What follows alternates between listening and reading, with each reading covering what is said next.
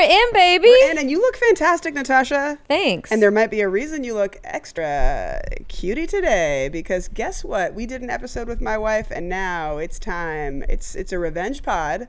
We have your wife here, who happens to controversially be a man.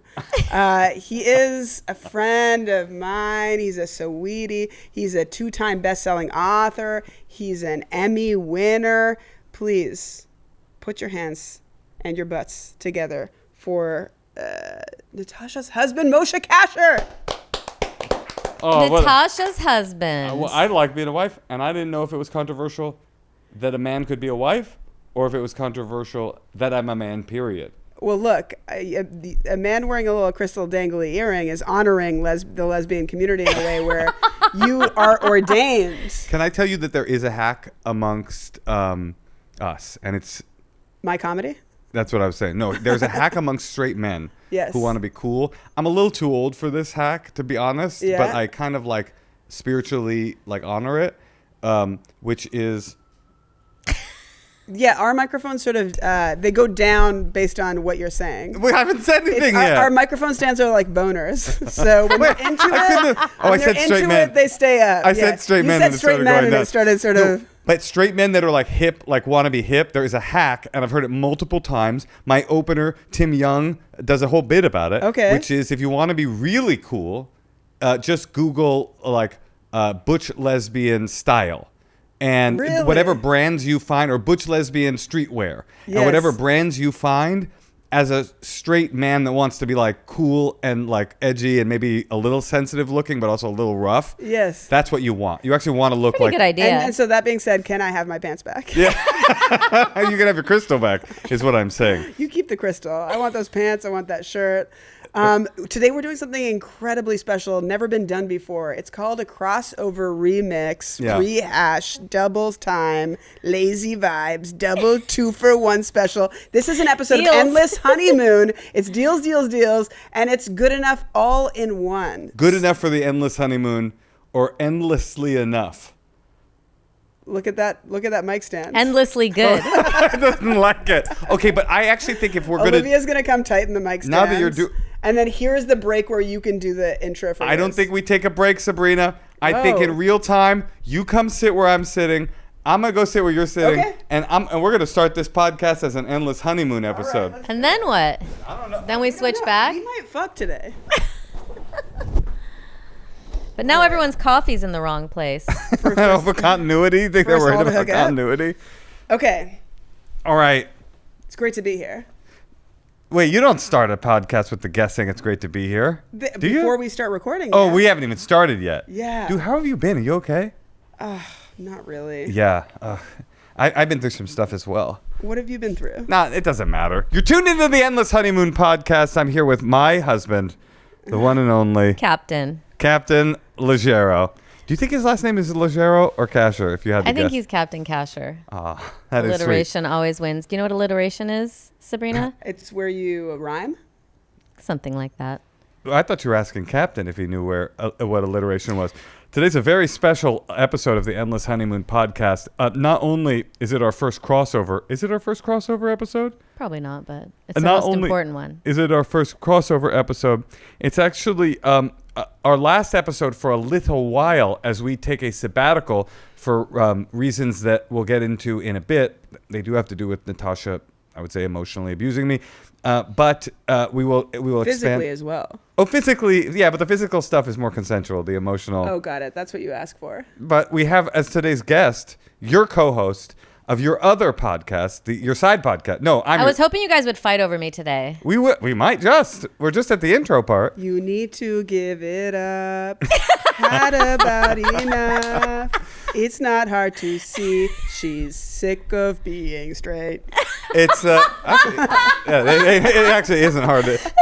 It's not hard to see. And that kind of goes. You copy and paste that to all the women in their 40s, 50s, 30s as we start to peter off near the end of the 30s. This is how we know you're truly a gay woman. I'm you were gay when you were a teenager. I was gay when I was a teenager. If you come out in your 40s, it's very possible you're just beleaguered and you're like, I'm done. It's just very possible you watched Heated Rivalry. Yes. The Epstein Files came out, and you're like, "What? Enough is enough." Those guys seem better than those guys. Call your girlfriend.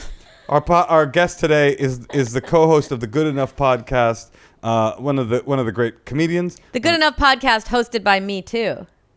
Yeah, Natasha the co-host. and Sabrina. Okay, yeah. Yo, you do it. No, say your name. No, you do it. I was just adding it. Finally, she's fighting with someone else. One of the stars of mating season. One of the great TV writers of the universe. Oh my God! A lot of the greatest TV episodes is written by me. Absolutely. Search Say party. my name. So this is friend of the pod, friend of our family, Sabrina Jalees. Everybody. There we go. And now we can all relax into an episode about how Moshe, Say it. you have gotten rid of cancer. I have gotten rid of. I think at this moment, Natasha, would you say I'm about to drink Sabrina's? Drink it. I don't want to give you my cancer. Hey, you know I what? have one. I have. With that cool scar. I do have a. I don't know if people can see it. It's barely a scar, is what I'm saying. I'm looking at that, and all I'm thinking is my top surgery is going to be sleek. I'm going to go to your throat guy for my tits.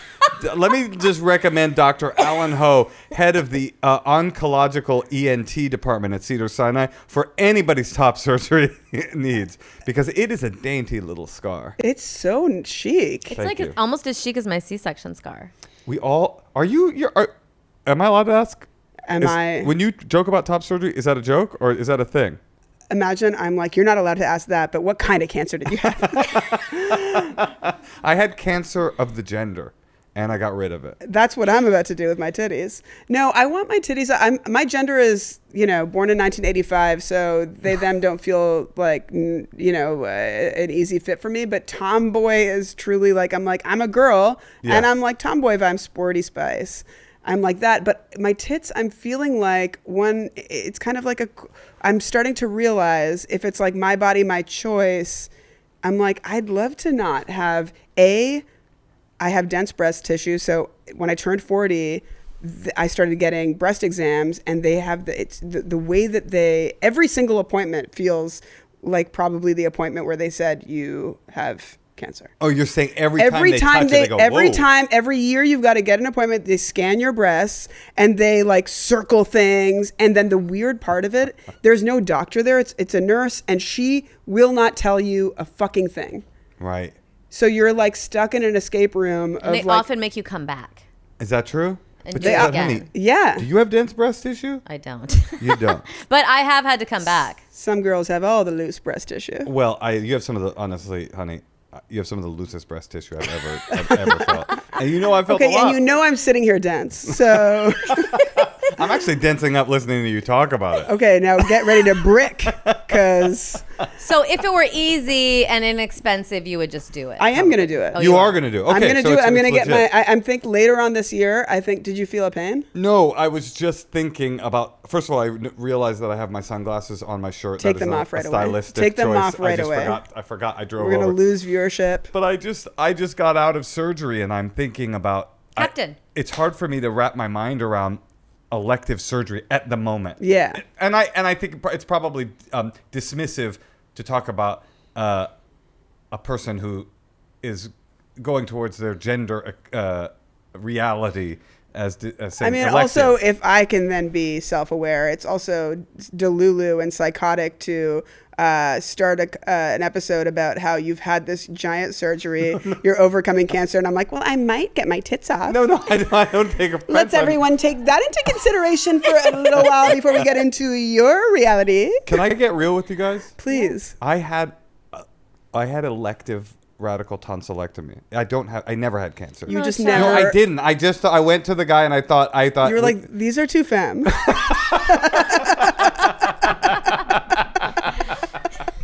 Actually, the truth is I had incredibly dense tonsil tissue. Is it? Well, it was a tumor. So it was really Tumors are dense. Yeah, it was like as dense as they get. And Dense doesn't seem like a negative, by the way. No, it doesn't. Isn't that like usually associated with dumbness? Well, You that could be part. you're right. But I'm Don't talking be about in dense. terms of like, do you want loose You want tissue? Yeah, you want some I don't know. That might be like you dense don't want seems these perky. ultrasounds. Dense seems perky as Wait, opposed to. sloppy. How was first of all, how did you feel like, okay, something might be wrong? Because truly, you are one of, not to take your shine, but there's so many young people that are being diagnosed with different cancers. And no, I'm the one. You're well, no, yeah. No, it's a literal epidemic. It's not just it's not a hysterical. Or we don't say hysterical, but it's hysterectomy. It's not just a female epidemic. No, it's not literal, like a crazy bitch. It's a literal epidemic of young people getting cancer, and it's one of these infuriating things because people go, well, why? And you go, oh, look around, but that doesn't help you avoid. Yeah, what do you mean look around? Well, they go use common sense. Look at all the microplastics. Look at the environment we're living in. But there's nothing to avoid when that's the answer because you don't know. I don't understand what I have. Is and had, I guess sort of more accurately had, is HPV positive tonsil cancer. It is the cancer that women, when we were young, they would say women get on their cervixes. Oh. And now men, I mean, this is the mind fuck of it all. Okay. That was Captain. Please do something about that. That was not Natasha. Please get rid of him. Please put him away. Really? No, not really. That's your dog. No. I really thought that was happening, and I'm like, okay, since the surgery, Moshe is having a bit of a... It's truly unhinged. No, but this is I was just joking. But it's the cervixes and throats. But men get it in their tonsils, and men have overtaken women by a fair margin since... Because I just remember when we first started comedy, there were HPV cancer jokes in the open mic scene. Oh. And it was about women. And now men have overtaken... Why would that be the case? Because men won't let women have one fucking thing. That's right. Oh, it's worse than you think. Because this is a cancer that would encourage men no more going down on Wait, do you get it from... You went that deep down? Isn't the cervix so deep down? No, you don't lick their cervix. God, you don't go all the way to the donut hole. I don't think you get it if you manage to touch their cervix while going down on them. That's that's not how it works. Women, 80% of sexually active people have HPV. Wait, is it really from going down on? Because this is a hero's cancer. This is definitely a hero's cancer. I was so now concerned. You're getting into his material. Okay. But it's true. I was so concerned with pleasing all of the women that I was ever with that I didn't realize I was risking my life. And if I had just been a little more selfish, like DJ Khaled. Yes, DJ Khaled. I might be alive today. Wow. It's all that Burning Man skank pussy. No, it's regular pussy. But how come lesbians... Wait, I have a question. How come lesbians are not getting this? That is a good question. Okay, I think I could answer that question. Yeah. By the way, I have a very funny anecdote. I think it's very funny. My doctor said to me when I was in Savannah when I got it... I mean, I had it, but when I got diagnosed, I went to a doctor in Savannah. Now I'm blaming Savannah. What's that? I'm blaming Savannah immediately. There was a lot of funny things that happened, but one was my doctor. He was very sweet, but he was kind of a square. He was like an HPV cancer expert, but not... Not someone you want to go to Burning Man with. Exactly. Yeah. And he goes, so... this is the kind of cancer that men get from cunnilingus with their partners, or gay guys can get it, obviously, from analingus. And I go... Do you think straight men don't eat ass? Do you think it's only possible to be... I love you picking this fight while he's like breaking down that you have cancer. Like, whoa. You think I don't eat an ass, bro? But he couldn't... His dichotomy was a straight guy can get it from eating pussy and a gay guy can get it from eating ass. That's it. There's no possibility of turning that woman around and eating her ass. Like that's not. No one could have gotten it that way. And does it fester over time? Like how do you? Well, and also tell them about the vaccine. Well, in the HPV positive cancer community, we don't use the word fester. No, that's unless you're shooting the Addams Family. If you're on set of the Addams Family, then you have to. It does. I read recently that it can be 30 to 40 years from infection to presenting as cancer. Oh my God. That's crazy. So the person who gave this to me, and I know who it was. You do? No, of course not. Bring her in. It was probably 30. Judge Judy walks in. She definitely has ear gauges. That's all we know. Yeah, she probably does have ear gauges. Because it was probably That's all we're sure of. It was probably 1997. That's where the 98. microplastics came in. But what were you saying? Oh, the vaccine. That's the most one of them. There's so many infuriating things about this. Yes. But one of the infuriating things about this is that there's a vaccine. Is if I was born 10 years younger, Our kids have it. our Okay. kids have it, and our kids don't have to worry about this because they're vaccinated against this cancer. And can you get vaccinated now? So I cannot. I mean, I guess I could, but I don't know what good it would do. Yeah. But apparently, what I have learned since discovering this is that people can get this vaccine up until much later than we thought. They can get it, I believe, until they're 45 years old. I could be wrong about this. Even if you've been, I could be wrong about this. Even if you've been infected by HPV, but it's dormant, you could still get the vaccine and it could help. But I don't know that that's I would true. just get it. If I'm listening right now and you don't have the HPV vaccine, get the vaccine. It's called Gardasil. Get Gardasil. You know what's fucked up is that they would discourage me and men and anybody that was sexually active from getting it when it first came out because they said, you've already got it, there's no point. And I definitely wish that I had gotten it on the off chance it could have prevented what it is that I'm going through right now. Yeah, when you find out that when they tell you that, okay, now you've got to get a surgery and you have this, what's the type of cancer again? It's called HPV positive tonsil cancer. So then you find out, then do you still spend time thinking about, what if I had, you still spend time there? Or, which part? like just like the chapters that you go through when you find out, like, fuck, now I've got to deal with this. Do you spend a lot of time being like rear view mirror about it? Yeah, or are there's you just one like, moment that I replay over and over again, which is this woman was absolutely spread eagle in front of me, and she pointed down. She said, "This that HPV pussy." Yeah. And I don't know why I chose to go there anyway. You know. So, okay. No, that's not. We also have her here today. Oh, she's here. But she's, No.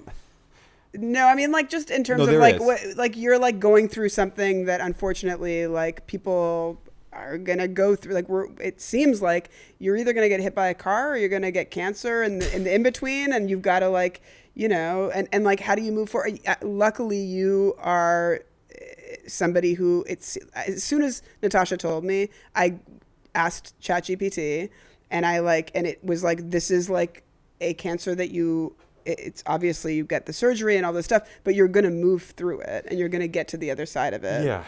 It's a cancer with an incredibly high cure rate, and I'm very grateful for that. As my doctor said, and I'm really holding on to these words, recently my doctor was like, this sucks. Nobody wants cancer, but anybody who just walked by in the waiting room would love to switch places with you. And I had a moment like that was really powerful and really intense when on my own, because part of this is that part of this journey for me was that I was alone when I found out. I was on a job in Savannah, working with Judd on his Judd Apatow on his new movie, and so I was like, I didn't have any support network, and I didn't really, I called Natasha, but then I had to hang up and go back to like being by myself. Pitching jokes.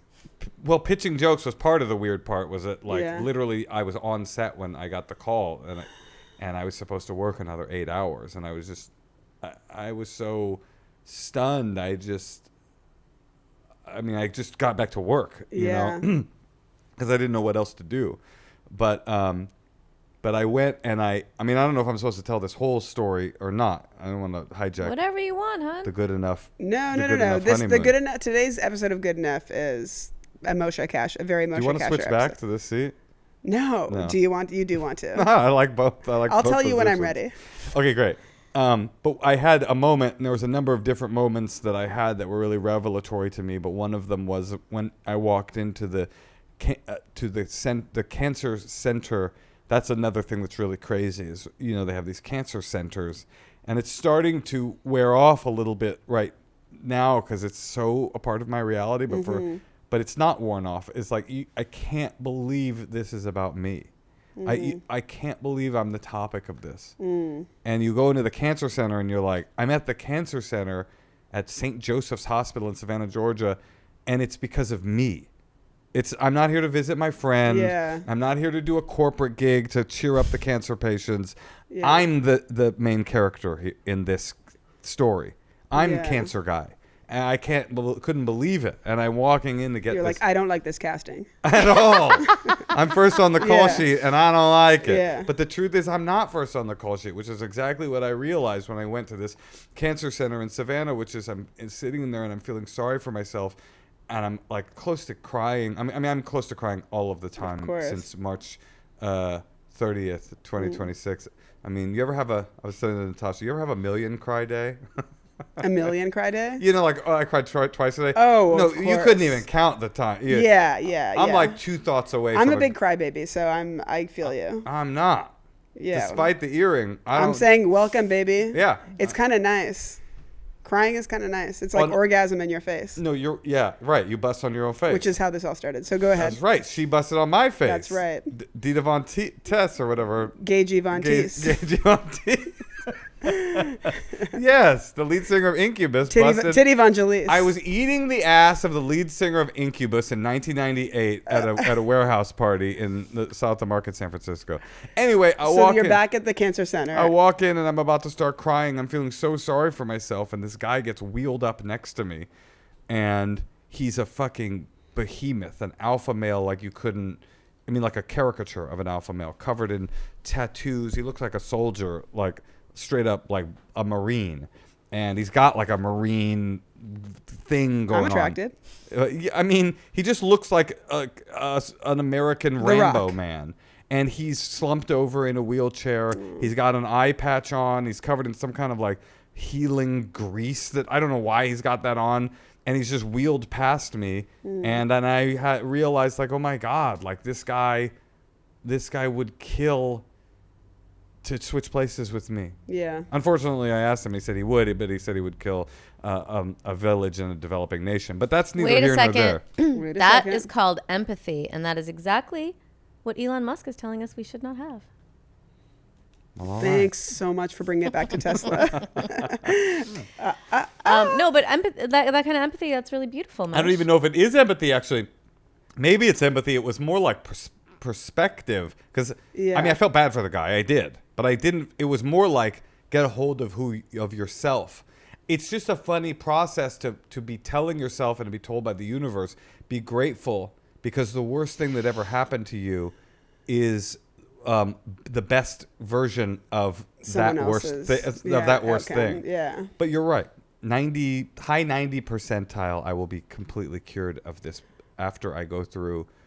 I'm in the middle. I'm in a valley right now. Yeah, which is hard to be in the valley. We just had Liz Feldman on, and she was talking about it took 9 years for her and her wife to conceive their child. And I feel like in the journey to get Rowan, which is my sort of like, that was my walking into the cancer center era of my life.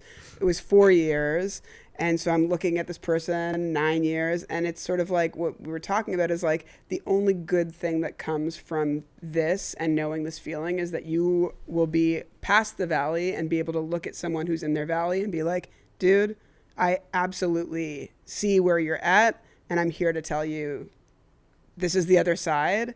And during the valley, it's like just like having the perspective that you have in the valley that you're going to get to the other side. It's like, that's the only good thing is the way that we can connect with other people that are in different versions of their pain. That's true. I mean, and I would even push further. The free slippers.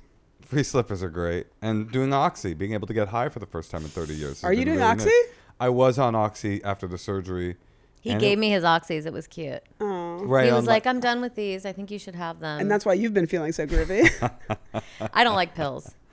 Well, If I take an oxy, I'll wake up on like a bathroom floor. I mean, what ended up happening with the Oxys, which is funny, and I don't know if this is Oxys or if this is me or if it's a combo, but I was about to start running out of Oxys within my recovery from the surgery, and I knew I wasn't going to need a refill. Right? Like I could have said, oh, I'm still in pain, I need a refill, but I knew I wasn't going to do that because I wasn't in enough pain to justify that ask. Yeah. But I also knew that I was going to run out on Tuesday, and it was like Sunday or something. Recovering addict. So Yes. So I started going, wait a minute.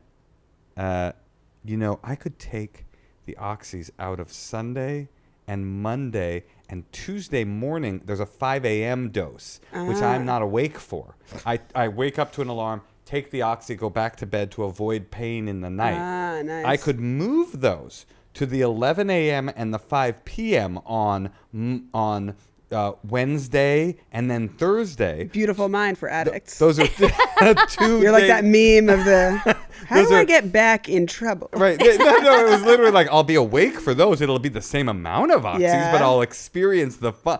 And that's when I started doing that. I had the oxys in my hand, and I called my friend who's a sober guy, and I go, here's what I'm kind of processing, and it's starting to feel like maybe the wrong move.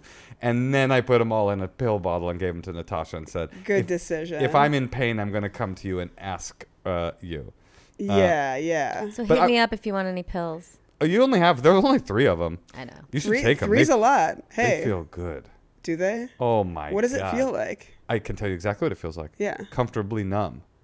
I kept thinking about that. Physically or emotionally? Oh, I kept thinking there's a diabolical nature to the oxy. And normally it's weird because normally we at the Good Enough podcast trust the Sackler family implicitly. Oh my God. They're like some of our biggest supporters. Absolutely. Well, They're a family. And they fund the podcast. They've always funded your podcast and not the Endless Honeymoon podcast because we have more of an ethical core around who we allow to support Honestly, us. the Sacklers are also incredible nannies. Yes, yes, they're great people. They are great people and supporters of the art. Actually, they are supporters of the arts. Do you know that? Well, of course, they have to be supporters of everything. I'm sure they get a tax benefit to put their name on. Oh, for sure. But they are like big time. Did you ever watch that documentary, Tosh? Mm-hmm. There's some woman whose whole life's work is to go to museums that are funded by the Sacklers and be like, these fucking people are funding your art. Shut this museum down. But also, like, having museums isn't that noble of a thing because it is. No, but Natasha, you're just storing your art somewhere. No, you're making it available to people to see like great works of art that don't exist anymore. Yeah, but you're getting a huge tax write-off and your art is increasing in value. So you're saying hide it? I mean, I'm just saying it's like either way, you're just investing in art. Interesting. And you can get it back. I don't even know the I don't really know, and I wish we were talking about Moshe again. Oh, where were we? Well, I wanted to bring it to parenting because it's your podcast. Yes, I was podcast. gonna do that, but if you must do the labor of. Well, first I will say one of the first people that I talked to after finding out my diagnosis, I was on set the next day, and Tig was there doing a guest star, and I was like, I think maybe even you told me, right, Tosh? I don't know. I think Tosh told me, like, go talk to Tig. Yeah, because it was like Tig famously had cancer as well and lived through it, and it's like literally my friend sitting in a trailer, you know, and I'm like, and I walked in and just was like, can I talk to you, and told her what was going on and broke down crying in front of her, and we went through this whole thing where she, and there's not that she was very helpful, but more at the end she was like, she was talking about that documentary that she did with what's the woman's name, is it Andrea Gibson, is that right? Yes, Andrea Gibson. Yeah. And she was saying that towards the end of Andrea Gibson's life, like somebody came up to her and was like, what do I do? I was just diagnosed. And she was like, all of this is a woman who was dying. Yeah. It wasn't like maybe we'll die. It was no, like, I saw the documentary is amazing. I am dead. I am going to die from this. And this woman says to the other person that asks for advice, like, you have to know that all of this is manifesting love. All of this is love. And Tig told me that, like, this was this lesson she got from her. And she's like, maybe this will be useful, maybe you won't. But I've thought about it a lot. Like, it's not just that I can help somebody someday with this thing, but it's also like, I hope that it is manifesting some new version of myself and some new version of my closeness to my community and my friends and a new version of my connection to my own body and to the universe and to my daughter and to my wife and to everything. I hope that it's this really painful birth pang to like the new person that I'm to become. I think inevitably that's gotta be. Yeah. Yeah. I hope that that's true. I mean, it's very spiritual. Well, if not, then it feels like the universe just slapped a cruelty on me, which might be true as well, but a random cruelty that has no value, has no meaning. And if I'm too materialist about it, then it's just like, this sucks, I've been afflicted. But no, if I it's so can, much nicer to see life as like poetry in that way and make sense of it, and in ways where it's like, yeah, how could you know? You really don't. Like the other day, I like made a bad left, and I stopped, and there was cars coming towards me. It was very bad. I did a bad thing. Ooh, But scary. when you have that moment, it's like a moment where you're like, it could all be fucking gone, and you're living through an umbrella of that moment of mortality. You're like, you hold life a little more softly, which it would be nice to always have that vantage point, to always live, wake up and be grateful that you're awake. 1,000%. And this was a conversation that Tig and I had that first day, where she was like, when Andrea died, she came home. This is her story to tell, not mine, but the point of it was she had these great revelations and was like, I'm a changed woman from this experience. And 2 weeks later, she's on the 101 going like, what the fuck is that guy doing? Like, it's so easy to lose the lessons that this level of shift will give you. Yeah. And my challenge, I guess, is to not allow myself to lose those to whatever extent I can. Well, that's like another benefit, I guess, from having the lesson be not just like, I made a left turn, it got scary for a second. It's like, well, you are now going to go into radiation. You're going to go through it. And what I also wanted to ask about was how you've handled it with your daughter. Well, Natasha, do you want to speak to that? She knows that he had a really big surgery, and that they got rid of anything that would be cancer, and that there's a second part to the surgery, which is several weeks of radiation, and he's about to enter that part. And he might look kind of fucked up. We don't say that. You said that.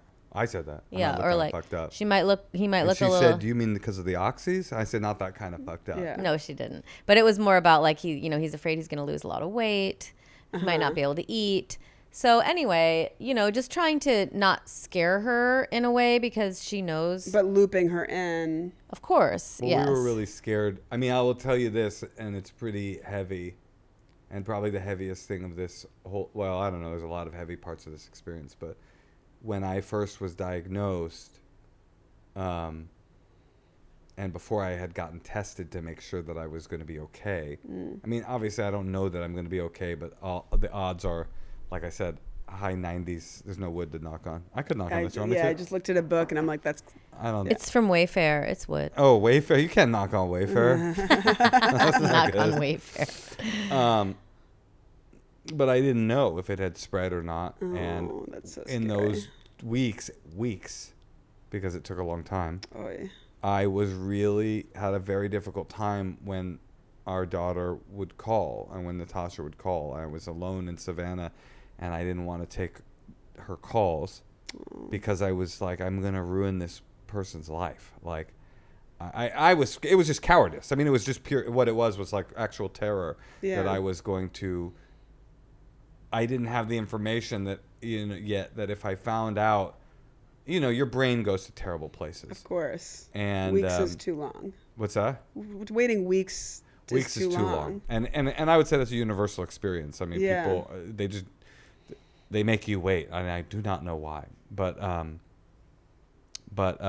I didn't want to take her calls, and I was scared to talk to her, and I've never had that experience before. And then I would force myself to and put on a brave face and then hang up the phone. But that's before we had even told her you were having a surgery. No, this was just for me. This was my own process of being, because I was just so afraid of what I was going to find out. And my dad died young of cancer that he found in his neck. Oh my gosh. So it's my literal worst nightmare. His dad died when he was like 55 or something, right? Oh my God. 57. 57. And I'm 47. And it's a very different cancer that my father had. And it was 7 years ago. So it's a very different time too. But it doesn't stop the fact that it was like my actual worst nightmare coming, made manifest in front of me. And anyway, what were we saying? The Valley. I am going into radiation on July the 20th. This is not because it was more serious than they thought. I always knew there was a pretty big chance that I would need radiation. Mm-hmm. But it does mean that I'm not going to be able to do the podcast for a while. Right, Taj? Mm-hmm. Yes. And I'm sorry about that, but we're going to be back in September. that's right, September the 30-ish. Yes. And so we wanted to do this podcast because I don't know, it's weird to be public about this stuff, but it's also weird to not, to then just like sort of evaporate and be Of like, course, especially when like I think part of what makes you is that you reflect on your life and that you talk about real feelings. And I think whenever there's something that you're like feel like you can't talk about, there's like it's like extra heavy for someone who's a writer, a comic. Sabbatical of healing. a sabbatical of healing. And Natasha's been great. How are you doing, Natasha? Are you scared? Scared. No, I'm not scared. Are you stressed? I'm Indifferent? I feel like a soldier. Ooh, Oh, that's How's that? good. It's funny you say that. It's sweet. It was very sweet. And then when you said, how's that? It was a little scary. It's like, okay, she's locked and loaded. Well, it's funny because it is one of the primary metaphors that I've been using since Savannah, which was I feel like I'm shipping off to war, Yeah. and I know I'm going to get shot. And I don't Yeah. know how bad my wound is going to be, but I know I'm going to be wounded. No, soldier is a great metaphor. I felt like that after I lost baby 3.5 months DNC, and then I had this comedy taping in Calgary. Uh-huh. So I had this flight, and I remember like I was purposely wearing like pants that I could like bleed through. I was wearing a diaper, and I'm like off to go do this taping. Why but I'm did like, you just say no? Because I wanted the money. Right, Because I was right. like, I'm a soldier. I'm going to go get the bag. And then everything that I earn, I'm spending it on something that's going to make me feel like it was a great punctuation point to a hard battle. So I feel like maybe actually now, I mean, I know nothing about this experience, but what I wish for both of you guys is in whatever way that you could fantasize about on the other end of this, that there is some sort of punctuation point that is like we called it our miscarriage moon and we went to Sicily, but there's something that you're like, this would not have happened. This is inspired because I recovered and because I soldiered through my partner's recovery, and whatever that looks like, I feel like that could be a nice thing to even just like meditate on if you start fantasizing about it now to help you through the soldier. I already know what I want to do, but unfortunately Does it involve me? I mean, you're definitely welcome to come, but it's about as opposite of what you would want. Oh, no, you might. I don't know. I was going to go to... Butt stuff. No, I was going to... I don't know if you'll love it, but I was going to go to the Hermes flagship store and design a custom scarf. There's a program that you can design a custom... Really? No. He's lying. I want to... There's a mountain I want to climb. Literal. A literal mountain? A literal mountain. Kilimanjaro? The hardest mountain to climb. No, Killer? it's not the hardest mountain to climb. That's Everest. I'm not gonna. Griffith Park? Griffith Park. Yeah. There's a hike I want to go on. There's a sign I want to see. I want to get to the top of Runyon Canyon and just flirt with babes when I get up to the top. And I don't know if Natasha's going to Wait, be. okay, your fantasy is like this physical challenge. Well, I don't know why. You know, I know that that another metaphor I've been thinking a lot about is that finding something like this out, it feels exactly like, maybe not exactly, but it feels like you're walking along a dirt path, and then you find this out and you look down and you realize, oh my God, I'm on a rope bridge between two cliffs. I thought I was walking the earth, and in fact I'm in perilous straits, and one wrong step and I will fall to my doom. And It's giving 2-time best-selling author. And so when I think about this thing that I would like my punctuation point to be, there's nothing more like there's no deeper firmament than a mountain that goes into the core of the earth. That said, it's a dangerous path, and it would be very hilarious if I died. Not that hilarious. But ironic. How about that? If I conquered cancer to die on my cliff, well, I think there's. But I do think what Sabrina's saying is maybe there should be something that we should do together. Sounds great. Let's do that could too. be, or what it looks like to him is like, for whatever reason, you're fixating on this journey that is more of a sojourn, just like this like physical thing that you're doing. It's like, as much as there's support around you, it's your body that's going to need to heal and move through, and that your vision of what it is to punctuate that is this maybe opposite feeling of strength. Like, here I am and I'm being put through this thing that weakens my body. And on the other side, I want to feel strong and I want to feel like physically on top. That's exactly like you've what dominated but that's totally fair. But I also think I think that, like, you know, to go into the good enough crossover where we're talking about family, I think that I feel like it's a fallacy that all of our dreams and fantasies have to be matched, and that at the end of this journey that you guys are on as a family, that your dream of what it is to punctuate it is the same. I think if your dream is to go sit in a spa after you've been sort of carrying some of the weight that Moshe usually carries in your family and feeling like I'm a soldier, that you get to relax into it on your own, I think that might be kind of perfect. And meanwhile, like, you know, you take shifts and then whoever does first or second, but Moshe climbs this mountain. It's like, whatever it is that makes you feel like this is a vision that relaxes me while I'm in the woods, in the valley, that's what you should do. I actually have some good enough thoughts. Please. One thing is, it was gratifying to know that the first thought that I had when I found this terrible information out is, this can't be true. I have to see my kid grow up. Yeah. And that's a new iteration of fear, because for most of my life, I've been a very self-focused person. And my first thought was, I have to be there to see my kid grow up. And my second thought was, oh my God, it's going to fuck her up so bad if something bad happens. So I don't know. That was a deep feeling. And then I know Natasha was really worried about, right, Natasha?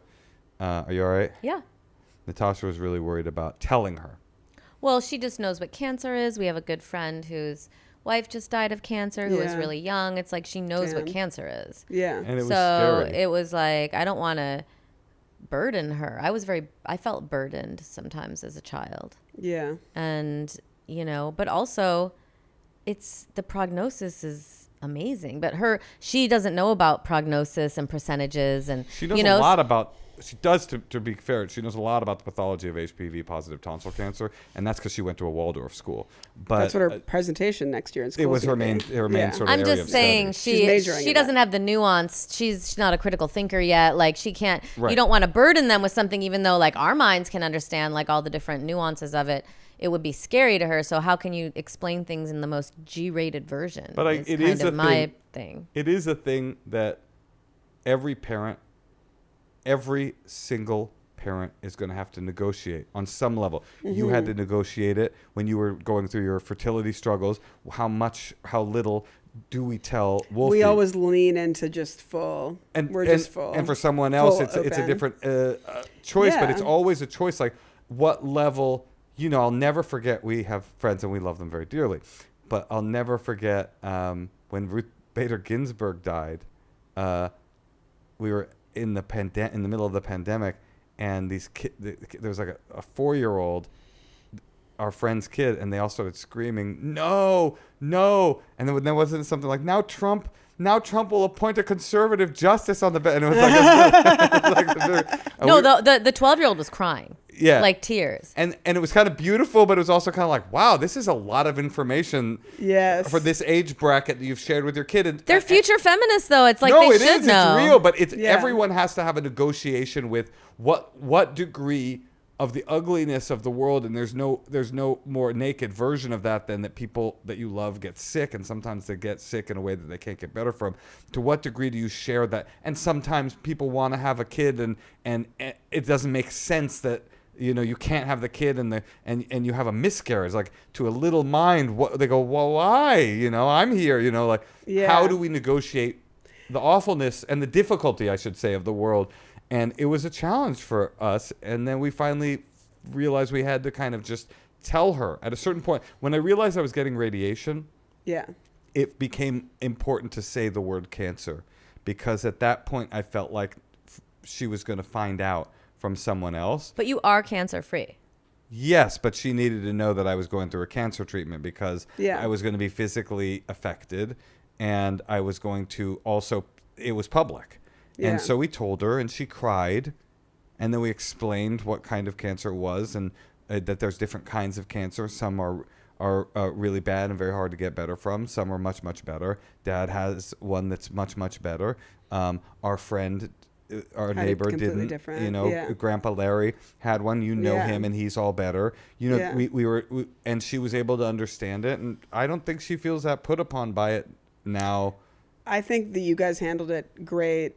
And I think, nobody knows until they're there. But I'm also super appreciative of you being open about it, because it's like, I think that we all have our life experience. And Natasha, you growing up with like feeling like burdened by your parents' pains and things that they needed to heal from obviously informs your preciousness around how you're going to have things explained to your daughter. And that's so good.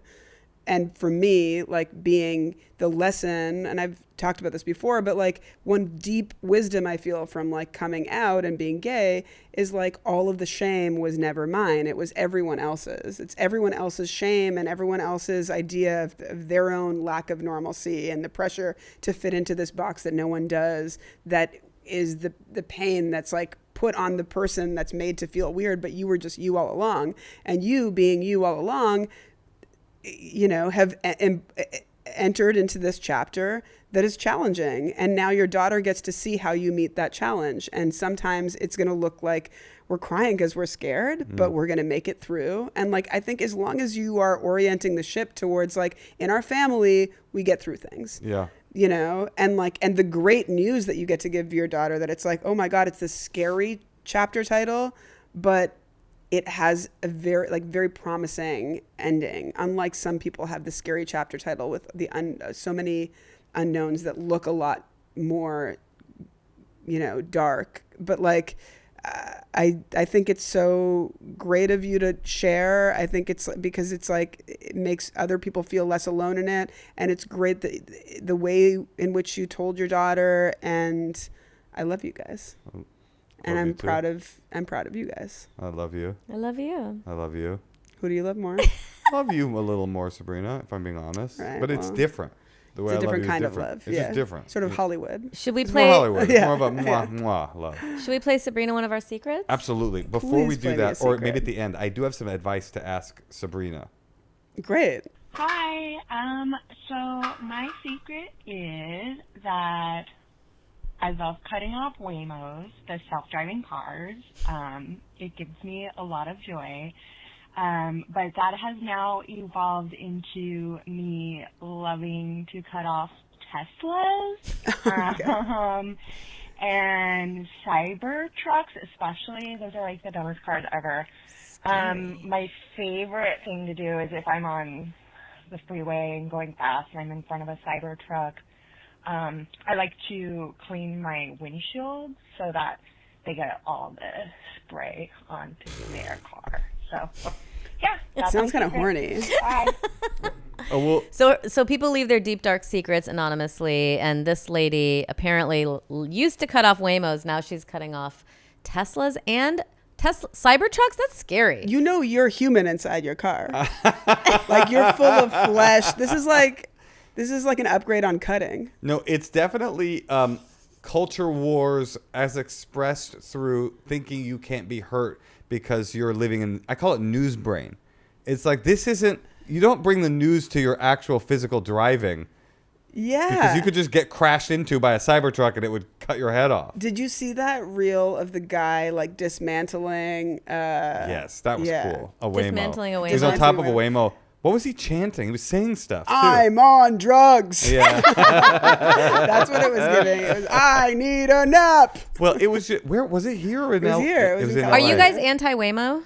I mean, I'm like, what am I gonna do? Be anti-Waymo, It's like they're here, so what am I? I'm not gonna cut. I think It's more pleasurable than a Lyft. Yeah, I heard people are putting their kids in Waymos. Ooh, I've heard I that wouldn't too. do But that. why wouldn't you? Would you put in Because you can't get out unless there's a phone. I don't know. It just seems people Would scary. you rather have your kid in a Waymo or with an anonymous Uber driver? Easy decision. A Waymo. Yeah. Waymo. A Waymo, exactly. I would want my kid in that car way more than a Lyft. And now we're making money. Waymo, hey. Waymo. We've coined it. It's Waymo. Today's safe in episode here. of the Good Enough Honeymoon Podcast is brought to you by Sackler Waymo.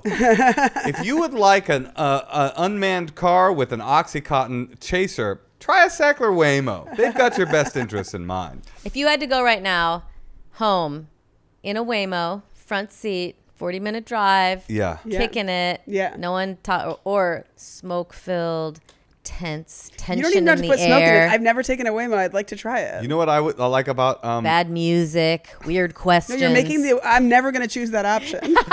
no one's ever. And you know No, what? I find that the personality I really don't like in the driver sphere, which is I'd say 50%, you're going to get someone who's like, so here's how you live your life. First of all, and I'm like, I don't think right now is the time for you to stunt on me like that. On my way to my wedding. They've always also it's like wedged in the sandwich of life advice is like a deep problem they have with my ex-wife won't trust me, and it's like, okay, well, On my way to my wedding, I had a lift from I don't know, like Sackler's Fifth Avenue.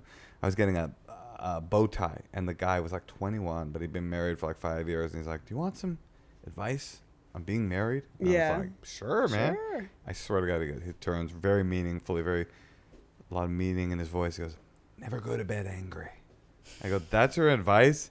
Is the fucking 101 like absolute first it's also thought so advice? hack and That's not what I'm saying. realistic. I think it's a cute reminder. Never go to bed angry is what they said in 81. Yeah. I was like, I need to be a little more updated Well, he's an than Uber that. driver. He Do probably MDMA with your Would wife. you rather never go to bed angry or get a cool 10 hours of sleep kind of pissed? 10 hours of sleep. All right, Yeah. Waymo. Don't cut off the Waymos because they can crash into you. But by the way, I have a whole theory on self-driving cars. I have a feeling she's not going to, I can hear in the tone of her voice, she's like almost like on the verge of orgasm as she's describing it. She's course. like, I mean- sometimes I spray that mist, it gets all over. That's funny though. That's a That is good. funny. That's It a is good- funny, but you're right. It could be funny, and then you could get crashed into. I would say find a way to fight the culture war in a different way. You know what you should do? Go to the Tesla cafe and stage and like poop in the little I love the boxes Tesla they put the cafe. burgers in. I'm sorry that tuna They- melt. She eats at the Tesla cafe. We drive a Chevy. She takes her Chevy to the Tesla cafe. It's not true. We have a Tesla, and I went there once and had the best tuna melt of my life while I drove. I swear to God, as soon as I backed into because I couldn't. It was like What's the so closest. good about this tuna melt? Well, here's what's funny about it. You back in to the charging station, and then all of a sudden a menu just comes up on your screen. Wow. And you're like, what? That There's is kinda food cool. here? It's pretty And then elegant. I went through, cool. and then I just picked tuna melt, and I'm not lying.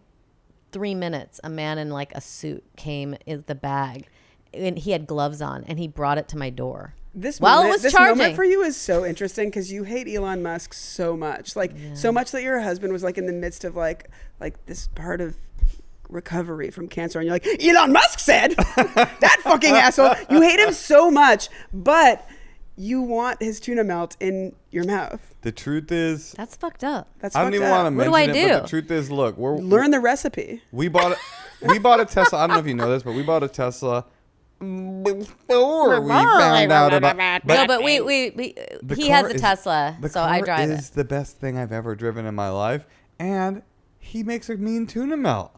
Here's what So Moshe what if he's means. in the Epstein files? He makes a good tuna melt. The problem with the Teslas, why it's so hard to go back, is if you use the auto drive feature, it's very hard to go back to driving a car. This is my point.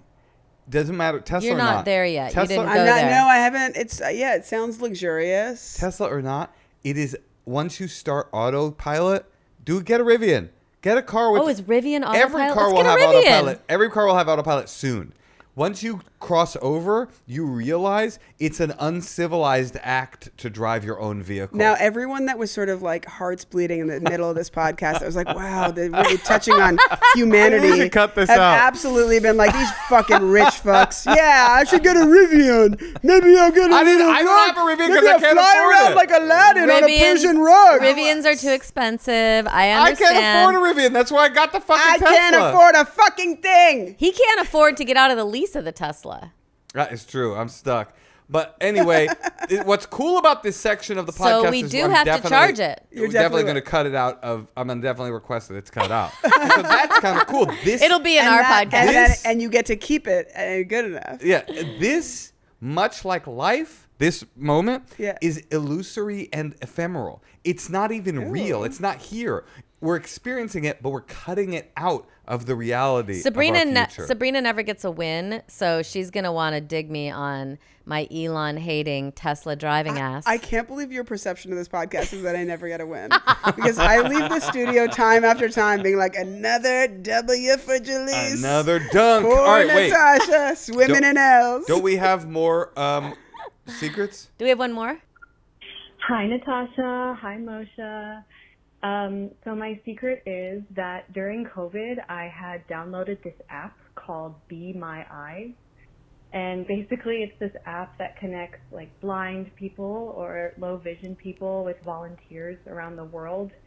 It's like a FaceTime. So basically, people who are blind or have low vision could like click a button and it would connect them to a volunteer, like if they need help reading something or finding something in their house. And it was especially like essential during COVID because there were a lot of people who were alone during this time. And the thing that would happen is like these calls would come in at random if you were a volunteer. So you never knew when you were going to be receiving a call from someone who needed help. And I was so excited to like get my first Be My Eyes call, right? And it was COVID. So at the time I was like a pizza delivery driver at my local pizza shop. And I was trying to deliver this one pizza. And I was having a really hard time finding the address. Like I could not find it. And all of a sudden I get a buzz on my phone and it's Be My Eyes and I'm getting my first Be My Eyes call. And so I'm like, shit, do I answer? Because I can't find this address. What do I do? So I end up answering. I'm like, fuck it, I'm just going to answer. So I answer and it's this woman and she wants me to read like this passage in the Bible. And I read the first page and I'm like stressing out because this pepperoni pizza is getting cold on my passenger seat. And then she like flips the page and she wants me to read a whole other page. And I just panicked. And I started to do that thing where it was like, we're, Oh my God. I can't hear you. Like, I like pretended like I was losing signal or like we were breaking up. And I just hung up on her. And I feel really bad about it to this day. And yeah, that person got their pepperoni pizza and it was probably cold. So double whammy. I love you guys so much. I listen to you guys every day. Thanks for being you. Bye. Oh my God, cute that she listens every day. Yeah, Wow. this woman, this demon of pure evil listens to our podcast. Oh, she's not a demon. The lady wants a Bible read. I'd be like, this one says God loves fucking gay people are cool. By the way, if the Bible's true, that woman goes to hell for sure. She's delivering pork, turning her back on the blind to read the Bible. If there is a Judeo-Christian God in the world, she ain't making it. You know what, though? Anyone whose, like, instinct is to sign up for something like that, I'm for it. Really? Oh, yeah, she seems cool. She's, like, not even, like, usually it's, like, she's delivering pizzas, so she's not rich, but she's also giving, like, so her time is, she's trying to cobble together the money to pay her rent during COVID, and she's Be My Eyes. So what if she Be My Lies a bit? I got to tell you. Yeah. I swear to God, I signed up for Be My Eyes. You did? Yeah, and I never got a call. Maybe I didn't complete it. You never correctly. picked up a call. I never got a call. No one ever called. But I remember this app. I remember going, oh, that'd be so easy. And I signed up for it, and I never heard back. I thought she was going to be up to a bunch more mischief than that. I thought she was going to be like, and I was naked, and I would answer. I thought she was going to be like, yeah, that's Pepper. I mean, I think it's funny to feign a dropped cell signal because you're just like, lady, I can't help you with your fucking Bible verse. I got a pizza to deliver. You know what? Click. I think she was just stressed. Look, sometimes it's I hard. bet she's in her 20s, and when she's in her 30s, she would have handled it like this. She would have been like, oh, I'm actually getting a really important call. I'm sorry. And then if she was in her 40s, she'd be like this. I can't do this for you. I'm busy. And if she was in her 50s, she'd be like this. Fuck you. And if she was in her 60s or 70s, she'd be like, hello, I need some help from someone on Be My Eyes. I also need your help. Will you be my ears? Is that it? Are those all of our secrets? Probably good, so. yeah. Okay, the two things we do on the Endless Honeymoon podcast are listen to Deep Dark Secrets, but mostly what we do, Natasha, is Give parenting advice or give love advice? give advice. I have some advice that I need from you, Sabrina. Yes, please. From Sabrina, why not from me? Well, because I already know your position on this. Now, you're talking about, these manifestations of like triumph. Yes. I will do the what did you call it that you did in your family? The miscarriage trip. Oh, miscarriage moon. Miscarriage moon, and Yeah. I will do the cancer-free journey to the top of the mountain and whatever. Yeah. When I walked into Cedars for my surgery, I want to also say, to clarify, we're going to be down till about September 30th because I'm going into radiation and I'm going to be unable to podcast. I just want to make sure that that's clear. I'm already it's already taxing me to now to have spoken this long. Moshe basically had a neck dissection, so they split open his neck, and it was like, inside out. They didn't take it all the way off. I know, but the it's doctor like, put his head on his head. Yabba dabba doo. well, what recorded a special. happens is like your tongue gets bruised, or, so it's like it hasn't fully recovered from Yeah. all of that strain and stress. And now I'm going to put all this like zapping radiation Yes. on it, and it's just going to. Maybe I'll be. I actually don't know what to expect. Yeah. Somebody in there who went through their valley did call me, a Yeah. friend in the comedy community, and talked me through what he went through, and it's been incredibly useful and helpful, and I'm grateful for that. And you reminded me that hopefully someday I'll be able to help someone else on that journey. But It's anyway, Be My Eyes all over again. it's be my eyes, be my Yeah. be my tumor, be my tumor, neck tumor. Cancer doula. cancer doula. Cancer doula. But anyway, one of the things that I think would be very meaningful, I have this little scar here Yeah. that you can barely see. And when I got to the hospital, the doctor was like, which side? And he wrote in like scribble scrabble the word yes on this side of my neck, as in, yes, this side. Don't take out the good side. That's so wild. And They don't have a better way. They're like, That's it. With a Sharpie or what? It was literally, just a Sharpie, just wrote it on my neck. What the fuck? Change that. No, because sometimes they go into the wrong neck. Of The course wrong side of the Of neck. course they do. I mean, the medical system just full of Amelia Bedelias. Of course. That's such a Canadian statement. Because it's sweet. That's and really cute. funny. Yeah. But Amelia Bedelia, I got a radical tonsillectomy and a neck dissection. Those are the names of the two surgical procedures I had Okay. done. So that Amelia Bedelia would go, I thought you meant do it on a skateboard. I thought radical dickectomy. All right, ask her your question, hun. I really think I don't have any tattoos. I'm a tattoo-free man. Yeah. And I have been my whole life. I'm 47 years old. But I think it would be cool to get like a little dotted line on the scar and trace the yes that he wrote on my neck, as if to say yes to the rest of my life. My motto now is yes. Bring on the second half of my life. Yes, world. Yes, life. Okay, now we are both TV writers, Yes. masters of the craft. I think the note behind the note is excellent. A tattoo that embodies yes to my life. Here comes the rest of it. Now, here's what I will say. It's about the neck. If I was to, there is something that sometimes some people do when they get a miscarriage is some sort of like the actual like the heartbeat or the ultrasound. I think in the moment, if that was my thought post DNC, is like, I've got to honor this. Like, I was fixated on certain aspects of making it like, this is not something I'll forget. Yeah.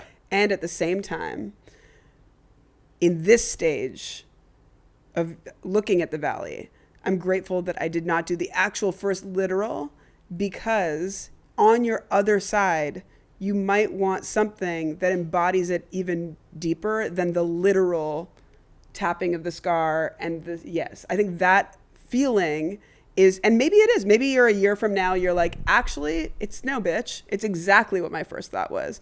But I think your thought is an excellent one that you should honor, but the scar like the actual like highlighting that area, it might be something that you on the other side of this want to honor a little less. Like, when you look at me, this is one of the first things that you see. That's what she said. And the first topics that we talk about, which, by the way, post miscarriage, I mean, I'm like, Rowan is 2 years old, 2.5. That means that I miscarried probably like 4.5 years ago. I still bring it up. I still honor it.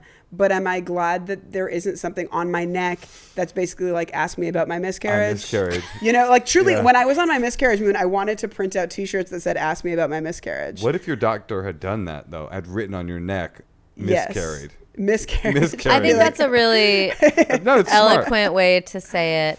When's the last time you got a spur of the moment tattoo with a friend, Sabrina. Oh, this is recent. Yeah. Well, I'm not.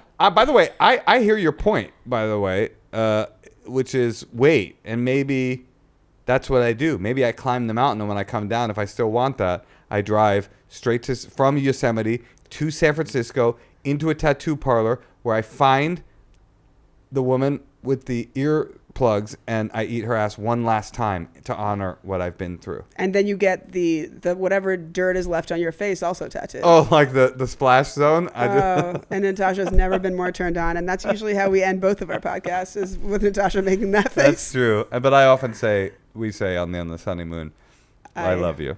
I love you too. And on our show, we say, I hope you never meet someone like you. Well, I love you too.